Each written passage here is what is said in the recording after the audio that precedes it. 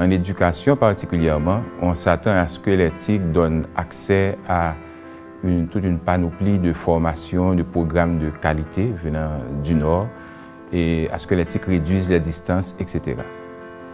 Cependant, à quoi l'éthique donne accès?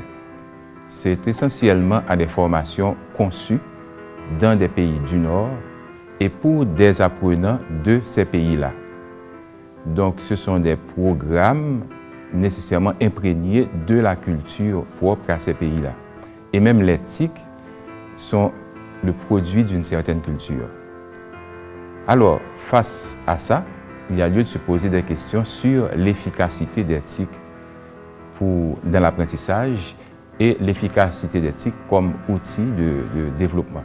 Parce que de plus en plus de recherches s'attachent à souligner l'importance des différences culturelles, particulièrement leur impact sur l'apprentissage et leur impact sur l'appropriation des technologies.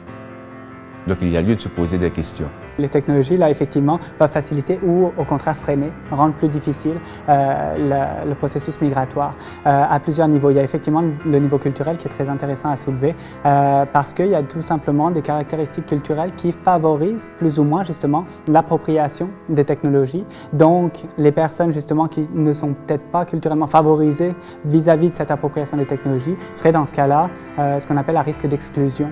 On pense notamment, et en premier lieu, à la langue. Parce que la grande majorité du contenu sur Internet est en anglais, et puis ensuite ça se divise entre quelques autres langues. Mais qu'est-ce qui arrive quand on ne connaît pas ces langues-là? Notamment quand on vient de certaines ethnies qui ont des langues qui ne sont pas très représentées au niveau mondial. Qu'est-ce qui se passe dans ce cas-là quant à l'accès au contenu d'Internet?